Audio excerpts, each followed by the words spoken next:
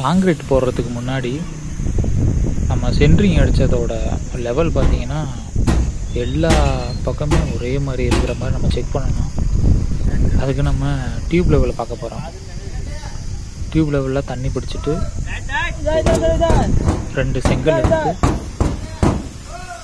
காலம் போல் ஒரு எண்டுலையும் இன்னொரு எண்டுலையும் செங்கல் வச்சு இதோட லெவலும் அதோட லெவலும் ஒன்றா இருக்கான்னு சொல்லி பார்க்க போகிறோம்.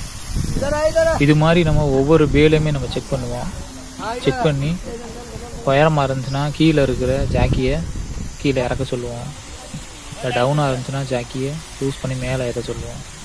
இந்த மாதிரி செக் பண்ணணும். இது எதுக்காக அப்படி பண்ணுறதுன்னா அப்போ தான் வந்து ரூஃப் வந்து ஒரே லெவலில் இருக்கும். இல்லைன்னா லெவல் மாறி இருந்துச்சுன்னா லோடு ஒரு சைடு மட்டும் ரொம்ப ஒரு சில காலத்தில் மட்டும் ரொம்ப லோடு ஆகிற மாதிரி இருக்கும். இதை தவிர்க்கிறதுக்காக அந்த மாதிரி லெவலிங் பார்க்குறது. இதுக்கப்புறம் தான் நம்ம வந்து காங்கிரீட் ஸ்டார்ட் பண்ணுவோம். இப்போ பார்த்தீங்கன்னா அவங்க லெவல் பார்க்குறாங்க. இதுக்கும் அதுக்கும் பார்த்தீங்கன்னா கரெக்டாக இருக்கணும். கீழே சென்ட்ரிங் அடிக்கிறதுக்கு கீழே இவங்க எங்கே வந்து சொல்கிறாங்களோ அங்கே லூஸ் பண்ணுவாங்க, டைட் பண்ணுவாங்க, அந்த மாதிரி பண்ணுவாங்க. ஒரு பேல மொத்தம் 4 இடத்துல செக் பண்ணுவாங்க.